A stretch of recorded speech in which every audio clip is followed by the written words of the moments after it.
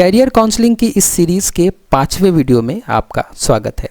आज के इस वीडियो में हम समझेंगे कि कैसे हम बिना 12वीं किए और बिना JEE का एग्ज़ाम दिए भी डायरेक्ट गवर्नमेंट इंजीनियरिंग कॉलेज में एडमिशन प्राप्त कर सकते हैं। तो आज का ये वीडियो खास तौर पर उन छात्रों के लिए है जो भविष्य में इसरो या DRDO जैसी बड़ी ऑर्गेनाइजेशंस में साइंटिस्ट बनना चाहते हैं, या उन छात्रों के लिए है जो गूगल और माइक्रोसॉफ्ट जैसी बड़ी MNCs में सॉफ्टवेयर इंजीनियर बनना चाहते हैं, और उन छात्रों के लिए है जो ONGC, BHEL, IOCL और NTPC जैसी PSUs में ग्रेजुएट इंजीनियर ट्रेनी बनना चाहते हैं, और ऐसे छात्र जो इंडियन इंजीनियरिंग सर्विसेज में असिस्टेंट एग्जीक्यूटिव इंजीनियर बनना चाहते हैं। और साथ ही ऐसे छात्रों के लिए है आज का ये वीडियो जो IBM, NVIDIA, Amazon और मेटा जैसी कंपनी में डेटा साइंटिस्ट और मशीन लर्निंग इंजीनियर बनना चाहते हैं। साथ ही ऐसे छात्र जो UPSC सिविल सर्विसेज का एग्ज़ाम देकर IAS, IPS, IRS, IFS बनना चाहते हैं। और आज का ये वीडियो उन छात्रों के लिए भी है जो गेट, कैट, टॉफल और GRE का एग्ज़ाम देकर अपनी आगे की पढ़ाई कंटिन्यू रखना चाहते हैं। तो आज के इस वीडियो में हम चर्चा करेंगे उन रास्तों की जिन रास्तों के माध्यम से, जिन रास्तों के थ्रू ये छात्र अपनी ड्रीम जॉब तक पहुंच सकते हैं या तो आगे की पढ़ाई अच्छी जगह से कंटिन्यू कर सकते हैं। तो चलिए हम आगे बढ़ते हैं और समझते हैं कि इन ड्रीम जॉब्स में अप्लाई करने के लिए इन छात्रों के पास क्या एलिजिबिलिटी होनी चाहिए। तो इन जॉब्स में अप्लाई करने के लिए क्या योग्यता होनी चाहिए, सबसे पहले हम इस बात को समझते हैं। तो अगर आपकी ये ड्रीम जॉब्स हैं और आप इन जॉब्स में अप्लाई करना चाहते हैं तो आपके पास इंजीनियरिंग डिग्री होनी चाहिए।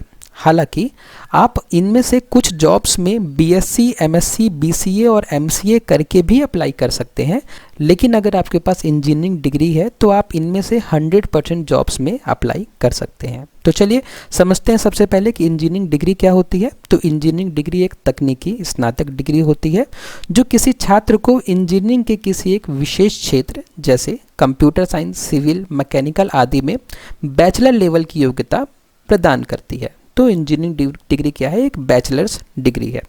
भारत में इंजीनियरिंग डिग्री मुख्यतः 2 नामों से दी जाती है। तो जब आप भारत में पढ़ रहे हैं तो इंजीनियरिंग डिग्री आपको मुख्यतः इन 2 नामों से दी जाती है, जिसमें से पहला है BE और दूसरा है BTech। BE का फुल फॉर्म होता है बैचलर ऑफ इंजीनियरिंग और BTech का फुल फॉर्म होता है बैचलर ऑफ टेक्नोलॉजी। चाहे आप BE करें या BTech, दोनों का मकसद एक ही है, एक योग्य इंजीनियर बनाना।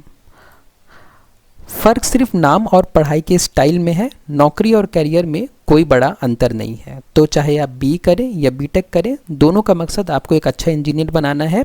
और अगर थोड़े से डिफरेंस की बात करें, थोड़े से अंतर की बात करें BE और BTech में, तो हम ये कह सकते हैं कि BTech में जो पढ़ाई होती है वो थोड़ा ज़्यादा प्रैक्टिकल ओरिएंटेड होती है और BE में जो पढ़ाई होती है वो थोड़ा ज़्यादा थ्योरी ओरिएंटेड होती है, लेकिन डिफरेंस बहुत थोड़ा ही है, ज़्यादा डिफरेंस नहीं है। चाहे आप BE करें चाहे BTech करें, आपकी नॉलेज का लेवल जो होगा वो लगभग बराबर ही होगा।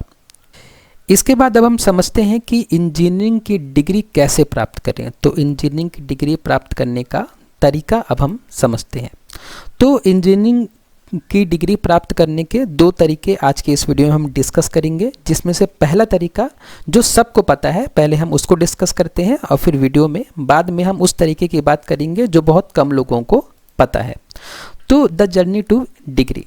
तो आपकी ड्रीम जॉब को पाने के लिए जो नेसेसरी डिग्री है उसकी यात्रा शुरू हो जाती है जब आप 10th क्लास में होते हैं।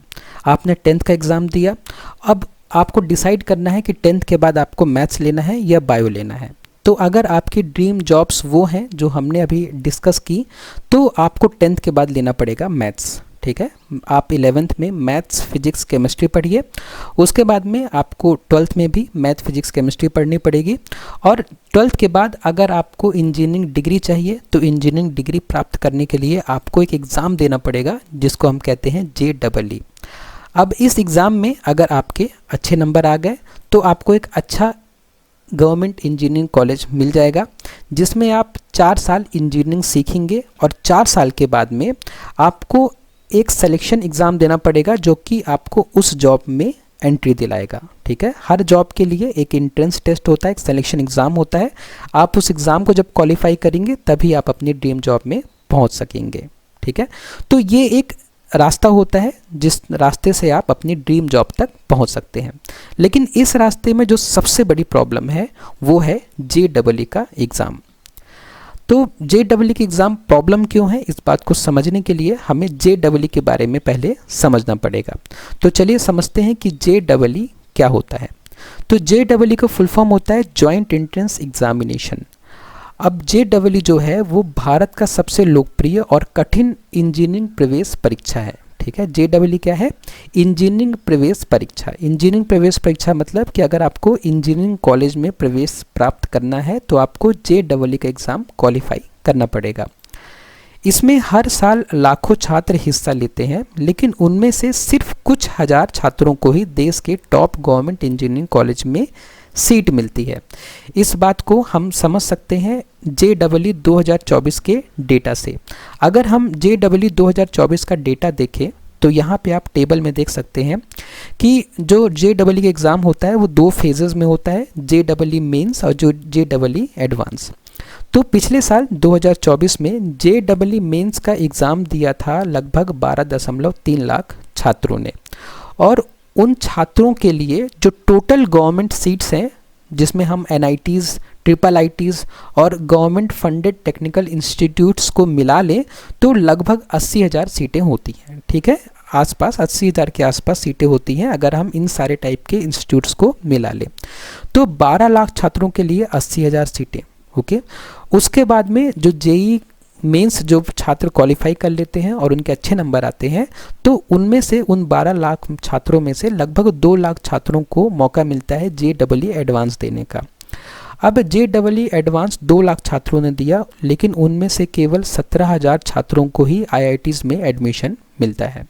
तो अगर हम दोनों डेटा को मिला लें तो 12.3 लाख छात्रों में से लगभग 1 लाख छात्रों को ही अच्छे गवर्नमेंट इंजीनियरिंग कॉलेज में एडमिशन मिलता है। और याद रखिए कि इसमें हमने वो बात अभी करी ही नहीं है कि गवर्नमेंट इंजीनियरिंग कॉलेज में कौन सा ब्रांच लेना है। ठीक है, अगर हम ब्रांच स्पेसिफिक जाएंगे और जो ब्रांच डिमांड में है तो उस ब्रांच को पाने के लिए तो आपको लगभग 20,000 के अंदर रहना पड़ेगा आपकी रैंक। ठीक है, आप शुरुआत के इन 12 लाख छात्रों में अगर आप शुरुआत के 20,000 छात्रों में आते हो तो ही आपको आपकी मन के ब्रांच मिलने के चांस हैं।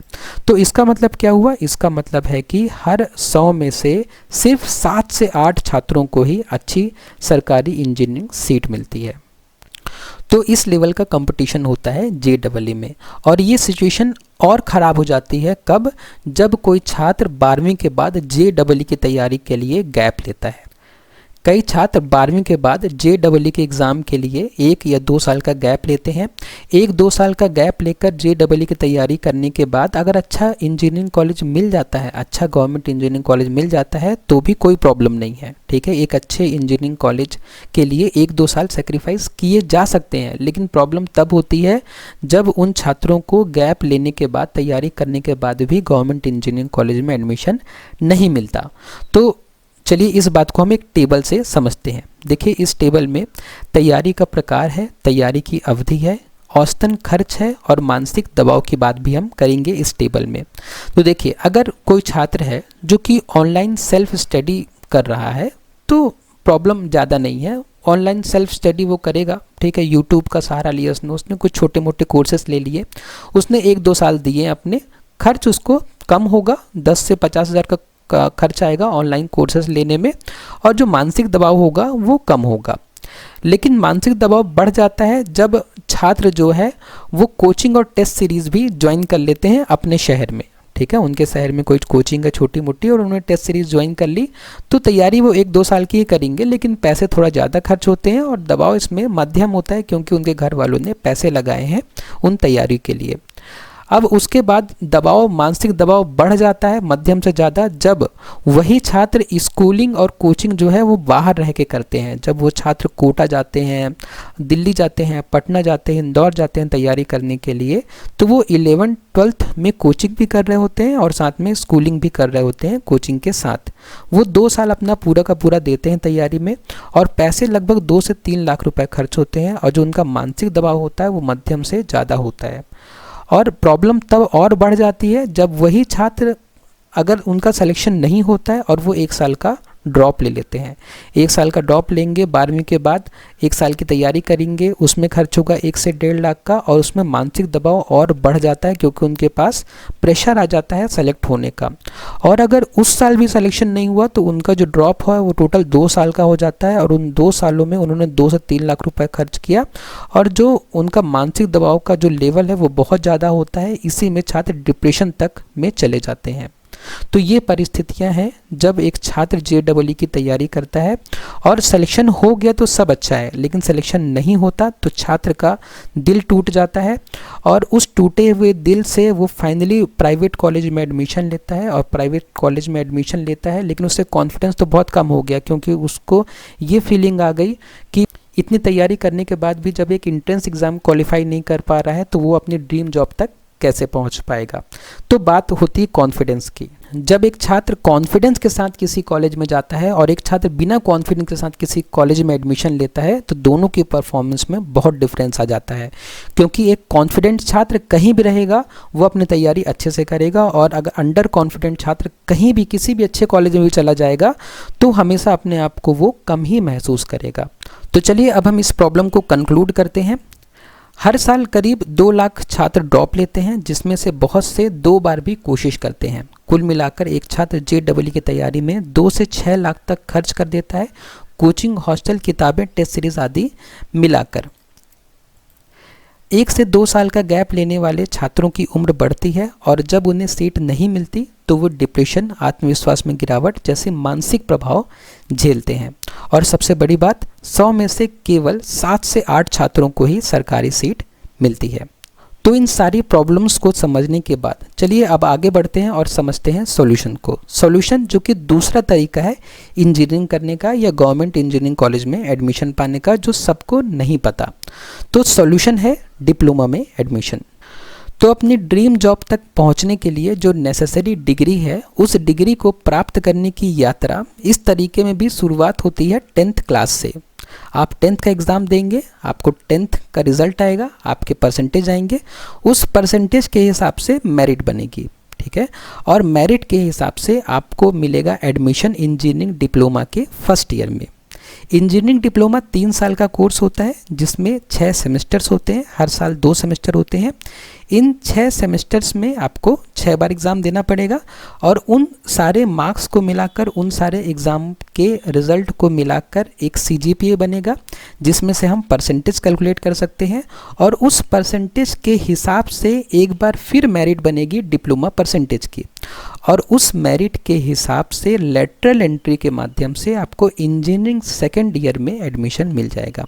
ये वही इंजीनियरिंग कॉलेज है जो आप JEE के थ्रू प्राप्त करते हैं, ठीक है। आपको उसी इंजीनियरिंग कॉलेज के सेकेंड ईयर में आपको एडमिशन मिल जाएगा डिप्लोमा कंप्लीट करने के बाद, ठीक है। अगर आपका मेरिट में अच्छे परसेंटेज हैं तो आपको आपके मन चाहे इंजीनियरिंग कॉलेज में डायरेक्ट सेकेंड ईयर में एडमिशन मिल जाएगा। मैं आपको बता दूं कि ये इंजीनियरिंग कॉलेज जनरली स्टेट के इंजीनियरिंग कॉलेज होंगे। अगर आप चाहते हैं कि आपको इंजीनियरिंग डिप्लोमा करने के बाद IITs में और NITs में एडमिशन मिल जाए तो थोड़ा चांसेस कम है, क्योंकि IITs तो इंजीनियरिंग डिप्लोमा के बाद एडमिशन नहीं लेता, लेकिन कुछ NITs एडमिशन ज़रूर लेते हैं सेकेंड ईयर में इंजीनियरिंग डिप्लोमा के बाद। लेकिन जितने स्टेट के कॉलेज होंगे, जो आपके राज्य में जो गवर्नमेंट इंजीनियरिंग कॉलेज हैं, उन गवर्नमेंट इंजीनियरिंग कॉलेज में आप अपने इंजीनियरिंग डिप्लोमा को कंप्लीट करके डायरेक्ट सेकेंड ईयर में एडमिशन ले सकते हैं। उसके बाद ये 3 साल आप इंजीनियरिंग करेंगे, second year, third year, final year, और जब आप अपनी इंजीनियरिंग कंप्लीट कर लेंगे तो जो भी आपकी ड्रीम जॉब है उस ड्रीम जॉब का आप सिलेक्शन एग्ज़ाम दीजिए और उस एग्ज़ाम को क्वालिफाई करके आप अपनी ड्रीम जॉब में जा सकते हैं। लेकिन ये प्रोसेस मध्य प्रदेश के लिए है। मध्य प्रदेश में अभी आपको इंजीनियरिंग डिप्लोमा में एडमिशन के लिए कोई एंट्रेंस एग्ज़ाम नहीं देना पड़ता, ना ही इंजीनियरिंग डिप्लोमा से इंजीनियरिंग कॉलेज में एडमिशन के लिए कोई एंट्रेंस एग्ज़ाम नहीं देना पड़ता। आप अभी डायरेक्ट 10th क्लास के परसेंटेज के आधार पर और उसके बाद में डायरेक्ट इंजीनियरिंग डिप्लोमा के परसेंटेज के आधार पर इंजीनियरिंग कॉलेजेस में एडमिशन प्राप्त कर सकते हैं। लेकिन अगर बात करें दूसरे स्टेट्स की, तो हो सकता है कि वहाँ पे आपको 10th के बाद कोई एंट्रेंस एग्ज़ाम देना पड़े इंजीनियरिंग डिप्लोमा में एडमिशन के लिए, और फिर इंजीनियरिंग डिप्लोमा के बाद आपको कोई और एंट्रेंस एग्ज़ाम देना पड़े लेटरल एंट्री के थ्रू इंजीनियरिंग कॉलेज में एडमिशन के लिए। लेकिन ये एंट्रेंस एग्ज़ाम JEE से बहुत आसान लेवल के होंगे और इनमें कंपटीशन भी JEE से कम होगा। तो दोनों तरीकों को डिटेल में समझने के बाद अब चलिए चलते हैं और कंपेयर करते हैं दोनों तरीकों को एक दूसरे से। जो पहला तरीका हमने डिस्कस किया वो था कि 10th के बाद 11th, 11th के बाद 12th, 12th के बाद JEE का एग्ज़ाम और JEE के एग्ज़ाम के बाद इंजीनियरिंग कॉलेज में इंजीनियरिंग की डिग्री प्राप्त करने की प्रोसेस, ठीक है। और जो दूसरा जो तरीका हमने डिस्कस किया वो है कि 10th के बाद इंजीनियरिंग डिप्लोमा में एडमिशन लेना और इंजीनियरिंग डिप्लोमा करने के बाद इंजीनियरिंग कॉलेज में एडमिशन लेना। तो ये दो तरीकों की हमने चर्चा करी अभी तक इस वीडियो में। तो अब अगर हम दोनों तरीकों में लगने वाले सालों की चर्चा करें, अगर हम देखें कि किस तरीके में कितने साल लग रहे हैं, तो अगर हम सबसे पहले बात करें पहले तरीके की, और ये हमारा दूसरा तरीका है। तो अगर हम पहले तरीके की बात करते हैं तो 10वीं के बाद आपने पहले साल में क्या किया 11th, उसके बाद आपने दूसरे साल में क्या किया 12th कंप्लीट किया, उसके बाद में आपने क्या किया 4 साल की इंजीनियरिंग। तो आपको टोटल कितने साल लगे 1 + 2 + 4 मतलब 6 ईयर्स लगे आपकी इंजीनियरिंग डिग्री मिलने के लिए।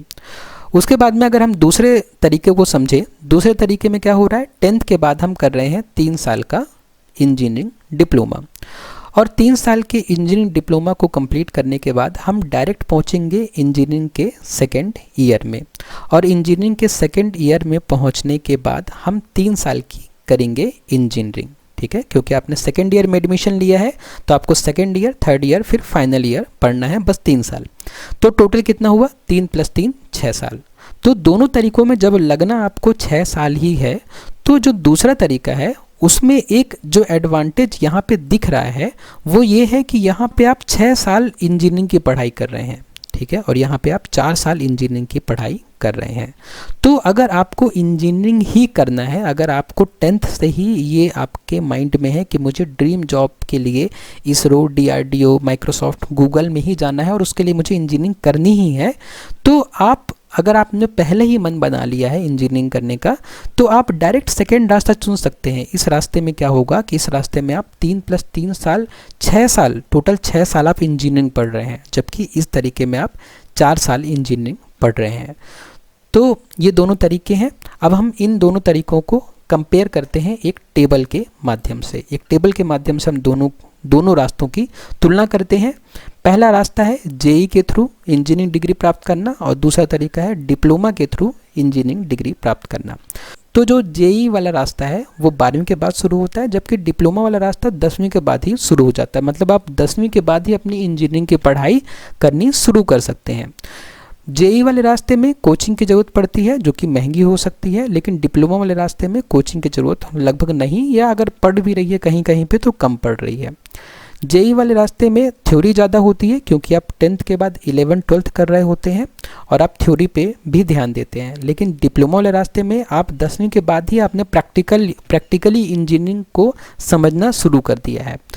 JEE वाले रास्ते में आपको JEE मेंस और एडवांस देना पड़ता है, जबकि जो डिप्लोमा वाला रास्ता है उसमें आपका जो एडमिशन है इंजीनियरिंग डिप्लोमा में वो डायरेक्ट भी हो सकता है, लेकिन कहीं कहीं आपको लीट का एग्ज़ाम भी देना पड़ सकता है। लीट का फुल फॉर्म होता है लेटरल एंट्री एंट्रेंस टेस्ट।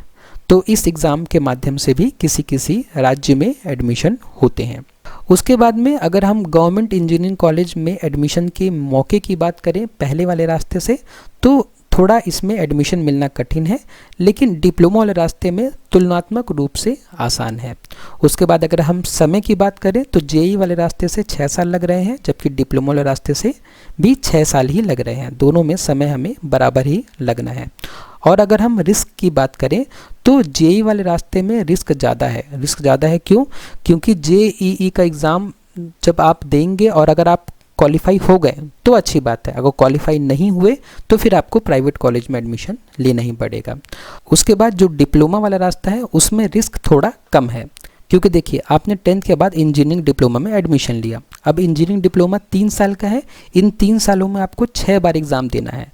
उन 6 बार में से अगर उन 6 सेमेस्टर्स में से आपके एक आध सेमेस्टर ख़राब हो भी जाते हैं तो भी आपके पास 5 सेमेस्टर बचेंगे अपना CGPA या परसेंटेज सुधारने के लिए। और बाई चांस किसी वजह से आपके सारे ही सेमेस्टर ख़राब हो जाते हैं और आपका जो परसेंटेज है वो कम रह जाता है और आपको गवर्नमेंट इंजीनियरिंग कॉलेज में एडमिशन नहीं भी मिलता है, तो भी आपने 3 साल इंजीनियरिंग का प्रैक्टिकल नॉलेज लिया है। ठीक है, आप किसी भी कॉलेज में जाएंगे तो आप में एक कॉन्फिडेंस रहेगा कि आपको सब्जेक्ट्स की नॉलेज है और आप वहाँ जाके अच्छा ही करेंगे। उसके बाद में अगर हम स्किल सेट की बात करें जेई वाले रूट से, तो लेट डेवलप होता है क्योंकि आपने 11th-12th के बाद इंजीनियरिंग में एडमिशन लिया, और इसमें जो स्किल सेट है वो जल्दी डेवलप हो जाता है क्योंकि आपने 10th के बाद ही अपनी इंजीनियरिंग की पढ़ाई की शुरुआत कर दी है। तो अब दोनों में कंपैरिजन को समझने के बाद चलिए हम समझ लेते हैं कि अगर आपको इंजीनियरिंग डिप्लोमा में एडमिशन चाहिए तो उसके लिए योग्यता या एलिजिबिलिटी क्या होनी चाहिए। तो अगर आपको इंजीनियरिंग डिप्लोमा में एडमिशन चाहिए तो उसके लिए आपको 10th पास करना कंपलसरी है। 10th पास करने के बाद आप डिप्लोमा इंजीनियरिंग के फर्स्ट ईयर में एडमिशन ले सकते हैं। और बाय चांस अगर आपने अपना 12th भी कंप्लीट कर लिया है और 12th में आपने मैथ और फिजिक्स सब्जेक्ट लिया था तो आप लेटरल एंट्री के माध्यम से इंजीनियरिंग डिप्लोमा में डायरेक्ट सेकेंड ईयर में भी एडमिशन ले सकते हैं। उसके बाद में हम आगे बढ़ें और अगर हम इंजीनियरिंग डिप्लोमा में एडमिशन की प्रोसेस की बात करें तो अभी आज की डेट में इंजीनियरिंग डिप्लोमा में एडमिशन की प्रोसेस अभी स्टार्ट है, अभी चालू है। आप चाहें अगर अभी आप ये वीडियो देख रहे हैं तो आप अभी इंजीनियरिंग डिप्लोमा में एडमिशन ले सकते हैं। इंजीनियरिंग डिप्लोमा में एडमिशन लेने के लिए मैं आपको प्रोसेस समझा रहा हूँ, उस प्रोसेस को आप ध्यान से समझिए। और अगर आप चाहें, अगर आप इस वीडियो को 2 से 3 महीने के अंदर देखते हैं तो 2-3 महीना लगभग इंजीनियरिंग डिप्लोमा में एडमिशन की प्रोसेस चलेगी। आप इस बीच में अगर इस वीडियो को देखते हैं तो आप इंजीनियरिंग डिप्लोमा में एडमिशन ले सकते हैं और इस दूसरे रास्तों को भी चुन सकते हैं।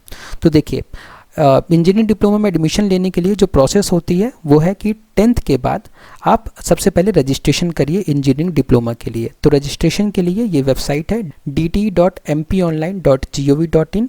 इस वेबसाइट में रजिस्ट्रेशन करने के बाद आपके जो डॉक्यूमेंट्स होंगे वो ऑनलाइन वेरीफाई होंगे। जैसे ही आपके डॉक्यूमेंट्स ऑनलाइन वेरीफाई हो जाते हैं तो आपको मोबाइल में मैसेज आएगा कि आपके डॉक्यूमेंट्स ऑनलाइन वेरीफाई कर दिए गए हैं। जब आपके डॉक्यूमेंट्स ऑनलाइन वेरीफाई हो जाए तो आप क्या कर सकते हैं, आप वापस लॉगिन कर सकते हैं अपने पोर्टल में और चॉइस फिलिंग कर सकते हैं। चॉइस फिलिंग का मतलब होता है कि आपको कौन सा कॉलेज चाहिए इंजीनियरिंग डिप्लोमा करने के लिए और उस कॉलेज में आपको कौन सी ब्रांच चाहिए। मैं आपको बता दूं कि अगर आपको इंजीनियरिंग डिप्लोमा करना हो तो आपको पॉलिटेक्निक कॉलेज में एडमिशन लेना पड़ेगा और उसके लिए ये प्रोसेस है। ठीक है, आप रजिस्ट्रेशन जब कर रहे हैं तो आप किसी पॉलिटेक्निक कॉलेज में एडमिशन के लिए आप रजिस्ट्रेशन कर रहे हैं और वो पॉलिटेक्निक कॉलेज से ही आपको इंजीनियरिंग डिप्लोमा मिलेगा और उसी के बाद में ही आप इंजीनियरिंग सेकेंड ईयर में एडमिशन प्राप्त कर सकते हैं। तो चॉइस फिलिंग के बाद आप वेट करिए अलॉटमेंट लेटर के लिए। चॉइस फिलिंग के बाद आपको अलॉटमेंट लेटर आएगा, उसके डेट आपको पहले ही पता चल जाएगी चॉइस फिलिंग के टाइम में कि आपको अलॉटमेंट लेटर कब मिलेगा। अलॉटमेंट लेटर आपकी मेरिट के हिसाब से होगा, आपके 10th के परसेंटेज के हिसाब से होगा और जैसे ही आपको अलॉटमेंट लेटर मिल जाए तो आप अपने अलॉटेड इंस्टीट्यूट में जाइए, जो भी आपको कॉलेज अलॉट हुआ है आप उस कॉलेज में जाके फिजिकल वेरिफिकेशन और एडमिशन प्राप्त कर सकते हैं। और जब आपने ये सारी प्रोसेस कंप्लीट कर ली तो आपको पॉलिटेक्निक कॉलेज में एडमिशन मिल गया है इंजीनियरिंग डिप्लोमा प्राप्त करने के लिए। और इस इंजीनियरिंग डिप्लोमा को प्राप्त करने के बाद आप इंजीनियरिंग कॉलेज में डायरेक्ट सेकेंड ईयर में एडमिशन ले सकते हैं। लेकिन ये प्रोसेस मध्य प्रदेश के लिए है। अगर आप मध्य प्रदेश के अलावा किसी और स्टेट में है तो हो सकता है कि 10th पास करने के बाद रजिस्ट्रेशन करने के बाद आपको एक एंट्रेंस एग्ज़ाम देना पड़े इंजीनियरिंग डिप्लोमा में एडमिशन के लिए। तो आप रजिस्ट्रेशन के बाद उनका एंट्रेंस एग्ज़ाम दीजिए, जो भी आपकी स्टेट में एंट्रेंस एग्जामिनेशन है, और उसके बाद की प्रोसेस बाकी सब सेम रहेगी।